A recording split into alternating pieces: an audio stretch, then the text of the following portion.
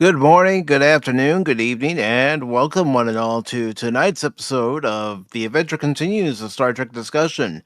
This is episode 10 of The Adventure Continues, a Star Trek discussion, where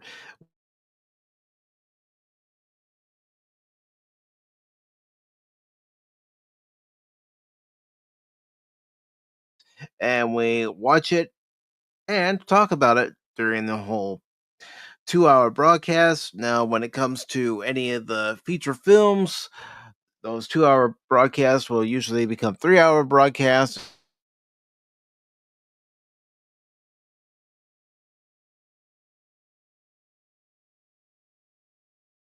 Order.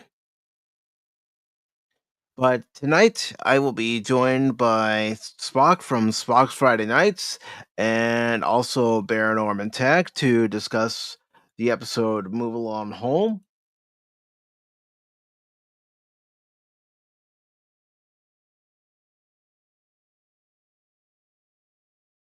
As you can tell, it's a first season episode just because of, some of the lighting and, the actors are still trying to find their characters and, uh,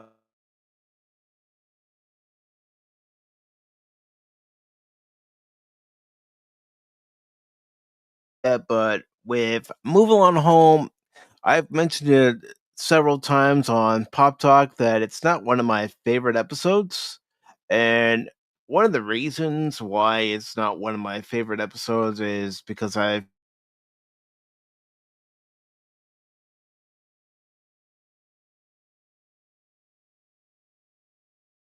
come from the Gamma Quadrant and they board Deep Space Nine. And of course, it's a first contact situation. So Cisco's trying to play good host. And the Wadi introduced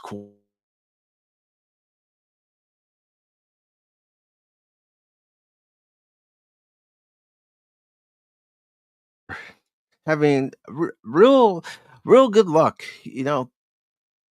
They're at the double table, and their winnings are growing and growing and growing, and that doesn't sit well with Quark.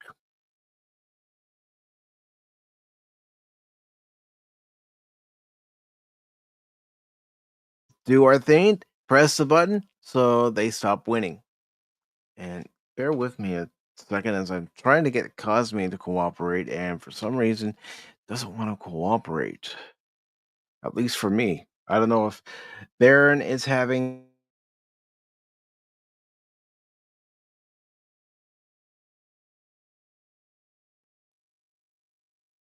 All right, Baron, take over. Hello, everybody. Welcome to the show. And of course, we are talking about one of the first season episodes. And just like any of the Star Trek series, you had, their always were finding their footing, even the original series, especially the original series, being it was just starting out. They didn't know what direction for the whole thing they were going to go by. They had no roadmap.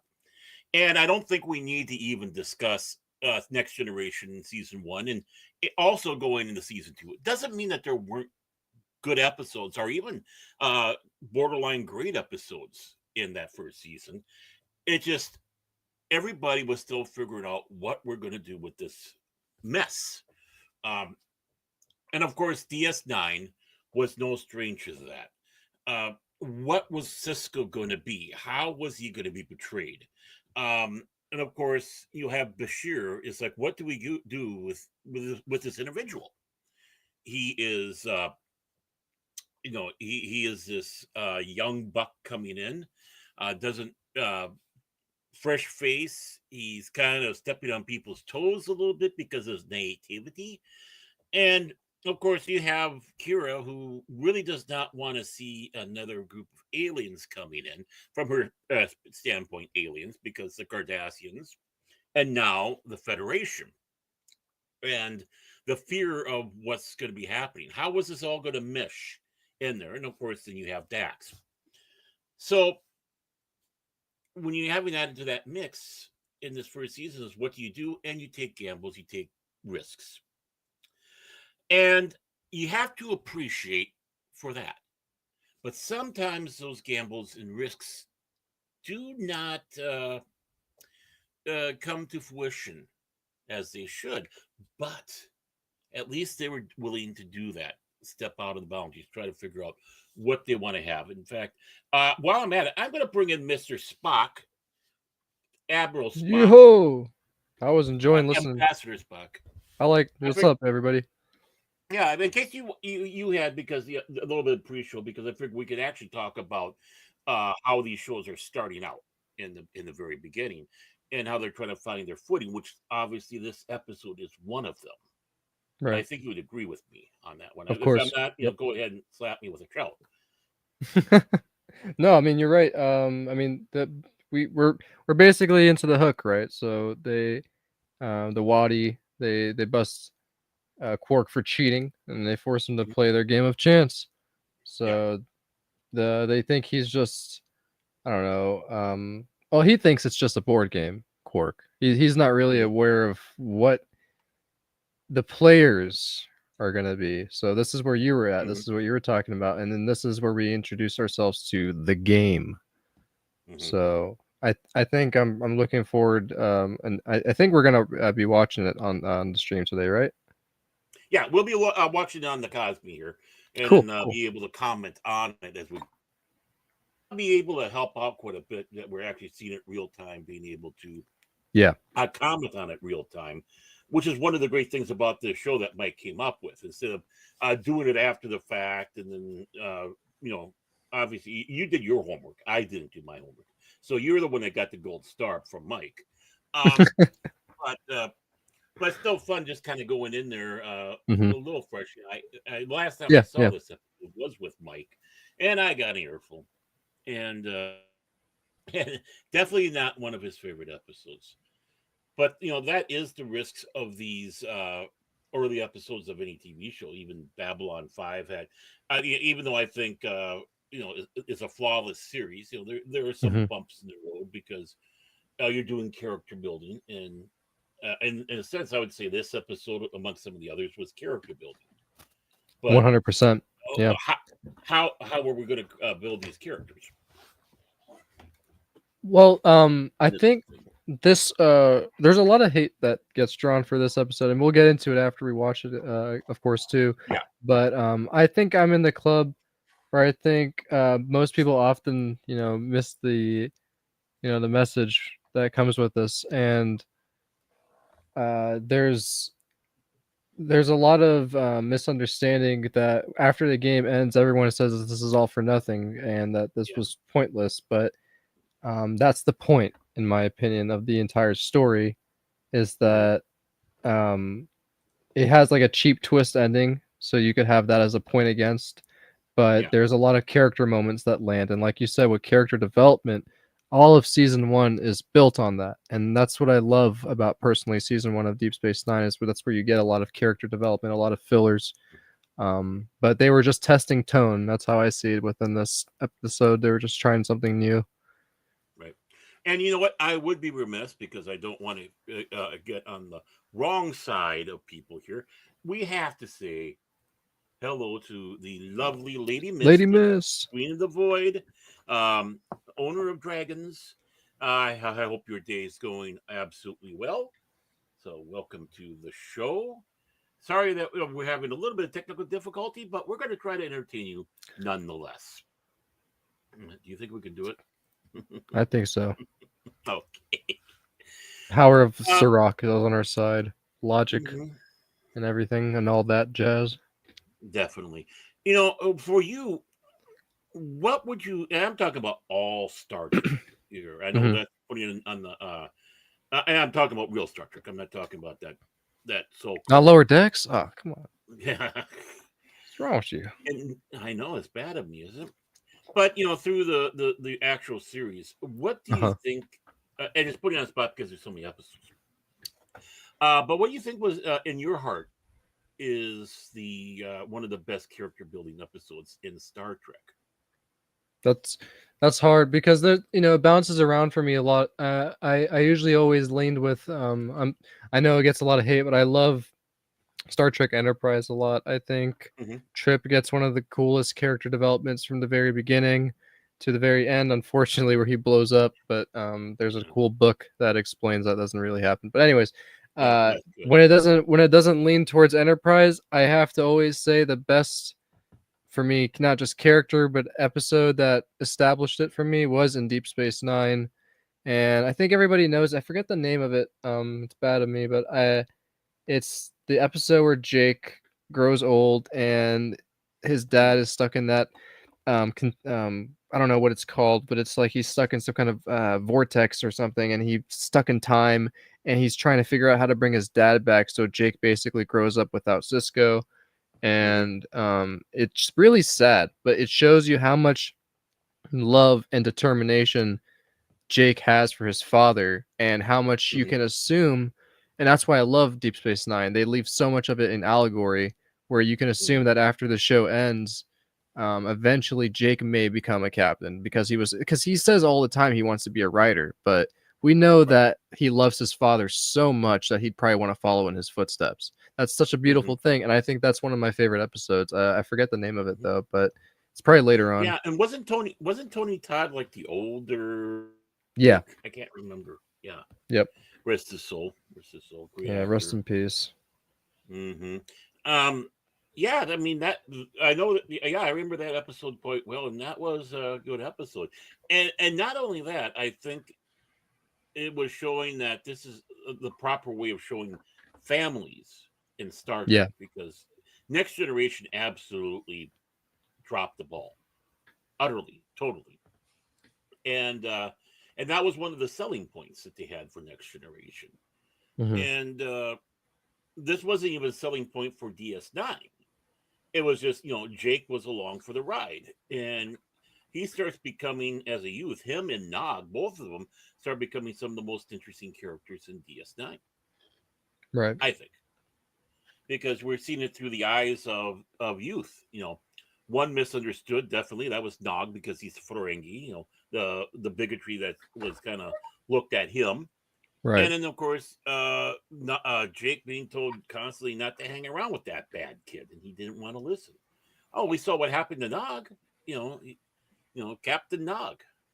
Joined Starfleet. He wants to go the straight and narrow. And And if I'm not mistaken, he was the first Ferengi too. But it was yeah, pretty admirable to see him. That's another great character development in Deep hmm, Space Nine. But yeah, he shapes the modern, like you say, what's the word?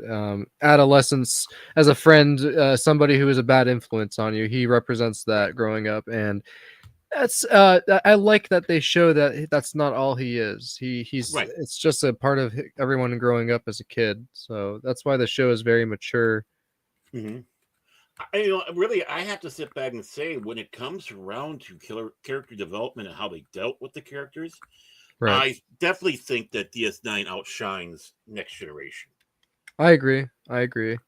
And that's I not a slight to Next Yeah. Generation, but it's just that No, uh, no. But there's it's a the nature of the show. there's a lot of the reason people make the point like I don't know if you've heard the dumb argument that boring Deep Space Nine is just a station. Hmm. TNG literally are cruising the stars and going to different places and planets.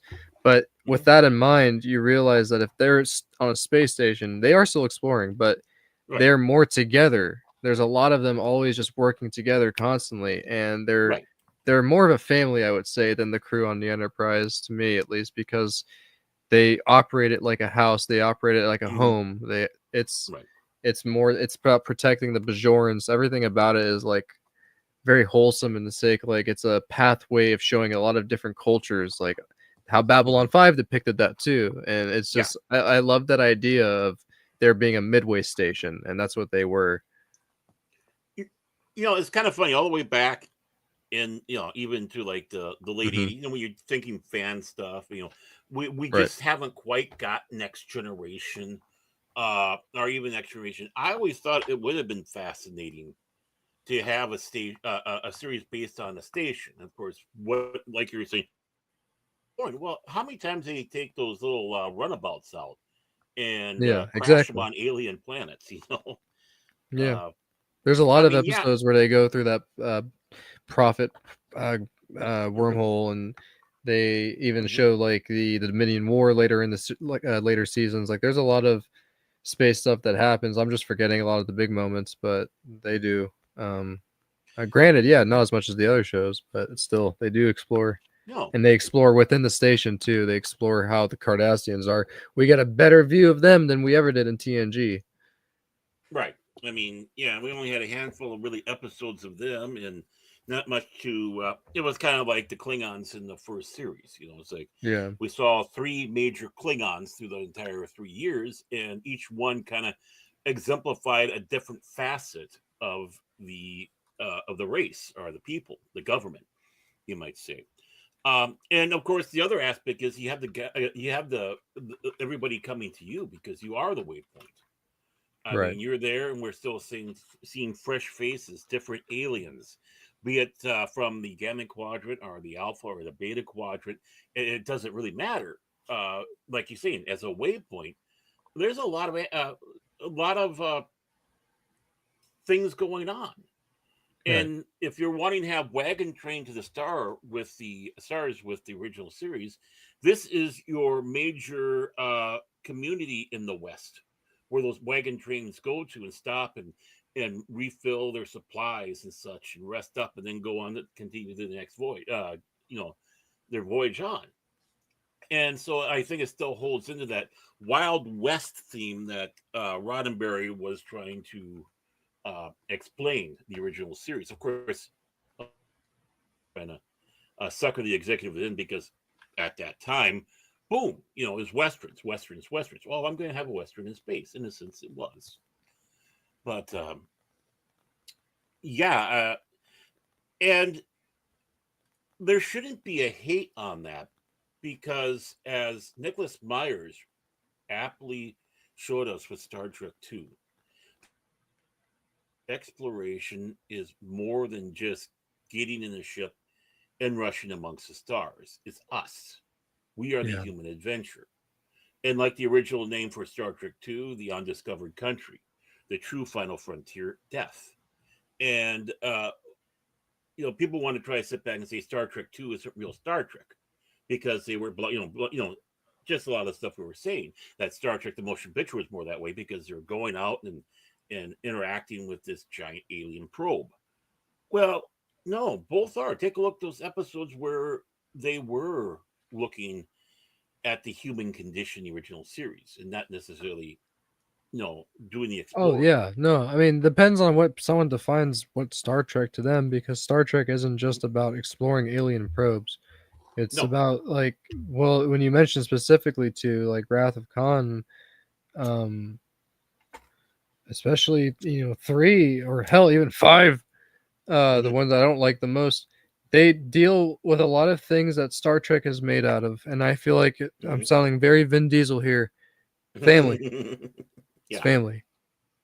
It's always been family. It's never just been about aliens all the time. Like, that's a big part of it, sure, but even the aliens represent family. Klingons, a big part of it, or their whole structure is built on their houses. So if that doesn't say enough about what Star Trek's about, I don't know what does. But I don't know. This episode in Deep Space Nine definitely doesn't really go towards that topic. It's more just for the sake of tripping out Kira, Dax, and Bashir and Cisco. Yeah, and Quark in Quark. some ways. Yeah, and while we're at it, let us sit back and say hi to FKHC 2005. But some call him Tim. Welcome Hello, to Tim. the show, our friend. And just being that you jumped in there. Oh, and you know what? There's also another one in here. We can't ignore him, because his turtles will join Lady Mist's dragons, because they're all right, and attacking me if I don't do this. It's our own Ronnie scientific G. advisor, DJ Ronnie G, nerd. What's up? And just to let those that are coming in, people who might be lurking, that are not in the chat, wondering what the heck is going on. Mike is having some technical issues, which is keeping us from actually watching the episode right now and talking. So Spock and I were just talking a little He's bit caught more. in a temporal anomaly. We'll, Mhm. as while he stabilizes, we'll be Right, trying to take care of me and Baron. Will be clocking things in. right. Right, Baron? Just guess. I guess it's just us in the Gamma Quadrant. I guess so. I mean, I'm just going to sit back and do nothing. No, I got you. You can do all the talking. No, I'm just kidding. But how this episode, we try not to give too much away from the episode and our opinions about that episode. Yep. But Yep. hitting on the point Trying that this, lock it in. yeah, this is like the 10th episode, and it's character building, and it's trying to connect people, get that bonding, uniting, figuring out what these characters are and how. And in some ways, we kind of broadened it to the other series, even though we have not touched. But yeah, yeah. This episode blows royally, says Tim. Yeah, I see that. Tim. Oh my word! Did DG Ronnie G go full British on us? Did I? Baron and Spock. He's an East Ender now. So, All right. but While yeah, we wait, I mean, everyone has to solve a hopscotch puzzle. While we wait,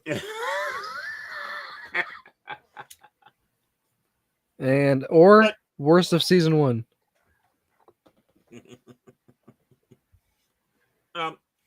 But also explaining the fact that the human adventure of Star Trek is more than just hopping on spaceships. It is the human condition. Just to bring some people up to the speed, and what is so important about it. And I suppose we could sit back and say the the so-called series, the Pale Imitations, fail miserably on. Where it seems like in some ways they're more gimmicky. It's like a gimmick. Let's have an episode with all puppets and stuff like that. So you gotta be kidding me. Well, yeah, we were actually talking a little bit about there, Tim, about the Code of Honor. How about something uplifting tonight? Yeah, well, Shades of Grey. Sorry, we did that, but yeah, oh I think no, Shades of Grey. All right, you really want to go into that episode? Oh no. Well, it is again one of the things where you show, and my criticism on the writing staff in Roddenberry on that episode. Basically, that episode came about because it's like, oh, we don't have much money to do an episode, but yet they're able to have enough money to do the scenes centered around in the quote unquote real world and outside of Riker's mind in the quote unquote what do we say, the flashbacks. It's like you weren't able to write an episode around. I mean, the concept was cool, right? Yeah, like it was an alien organism that would feed on your emotional energy. Yeah, it was a great in that concept. But you mean to tell me that you couldn't keep everything original in that one by and keeping it low? It's like you don't have to blow a major budget every episode.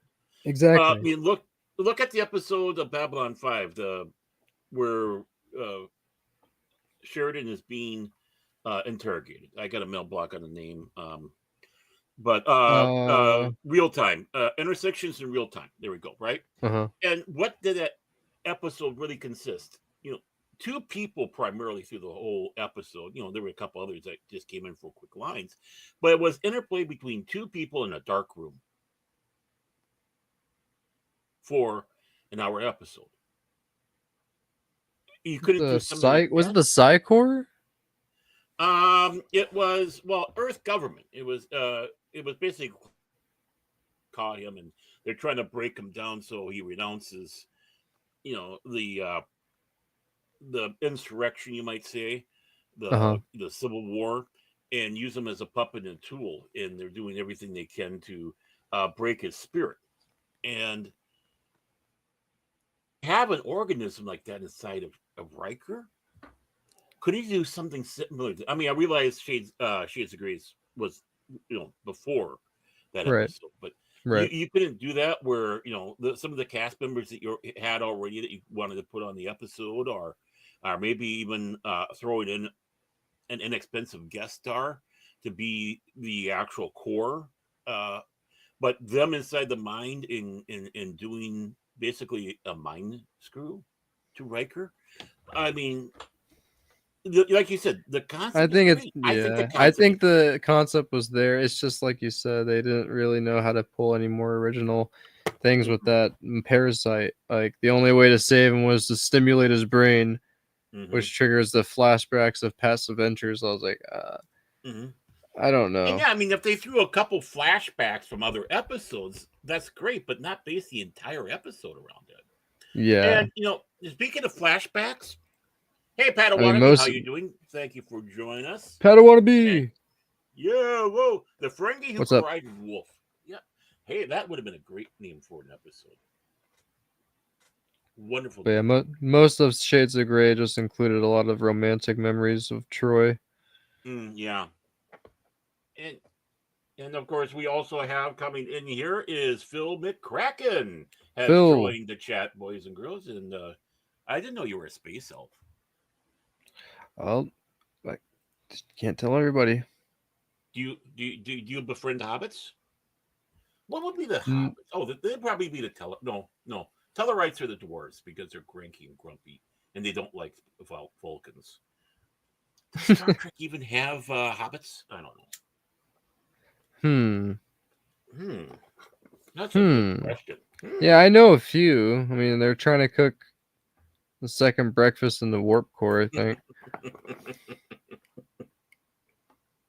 Well, not use all energy that you can. It'd be such a waste. I mean, yeah, Vulcans and hobbits. They go way back. Mm-hmm. They go way back. And anybody in the chat, if you want to, or even if you're lurking, you just want to drop one line. If you feel free, why don't you plug in there? And we're only talking about real Star Trek. We're not talking about the other garbage.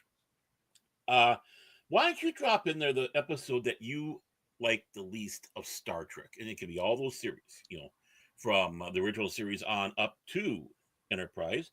And yes, do not leave the animated series out.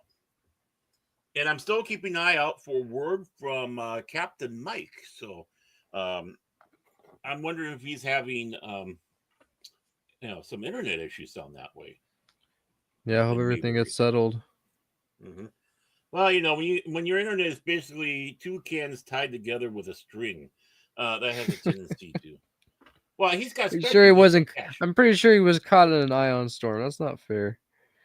I know I'm being mean, but he would not expect anything less from me.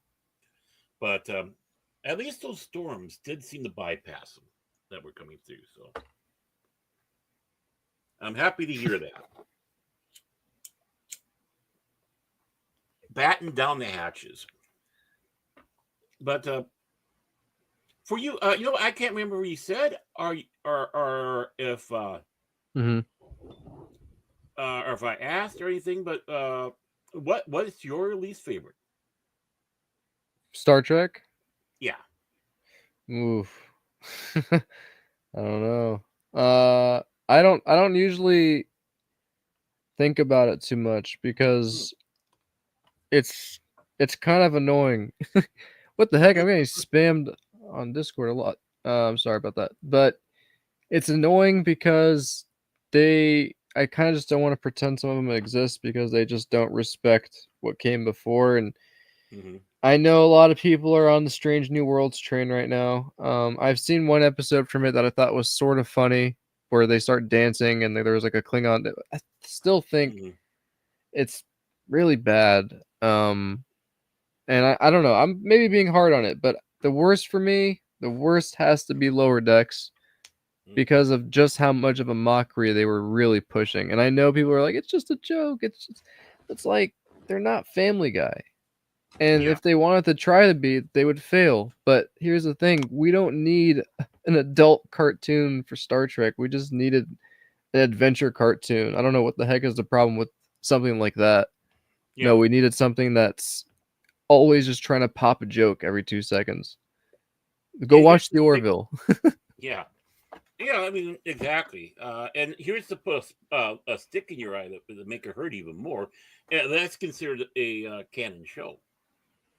Yeah, it is, and that's why they annoy me. But that would probably have to be the one that I'd like the least. But I like the Orville. I wasn't trying to diss on it. I really like the Orville. Comedy works. It's just that with Star Trek, if it wasn't a canon thing, that's a different story. Prodigy, I know they were trying to push a kid's story. That's all fine and dandy. Mm-hmm. But why can't we just meet in the middle? Why can't we just have it for family again, like how it used to be? Right. It should have some kind of provoking dialogue, some scary antagonists. Maybe need your mom and dad around, PG-13. Like, I don't know. Like, I don't want it to just be Mm-hmm. Okay, we got the line coming end in of stream. here. Yeah, I saw end of that. stream. Yeah, but before we go, Spock, is there anything out there that you want to mention or bring up before we go here? You guys are awesome. No worries about the technical difficulties at all. But I haven't got much going on other than just pumping out some music. Mm-hmm. So check out my YouTube. Mm-hmm. I'm always pumping out new songs. If you guys like electronic music, that's what I'm doing. And I'm going to be doing some streams soon on open workflow processes and how I do what I do. So Okay, excellent. And before we go, also, I do want to sit back and say, and of course, my apologies to everybody out there for our technical issues, but we have to say, thank you, Tim, for showing up. The lovely Lady Mist, of course. He's in here. I don't know why he's in the chat too, but it's Spock's Friday night. He likes to branch out his popularity. But that's then not again, me. I also was in the chat. Yeah, That's and the transporter duplicate. Yeah. Oh, that's right. And of course, Tim again. We had, of course, DJ Ronnie G and his Turtles, the Paddle Wannabe, and of course, Phil McCracken. Thank you all for joining. Again, our apologies for the show kind of falling apart. We'll find out more as we go along what the technical issues are. But thank you so much, people who are in the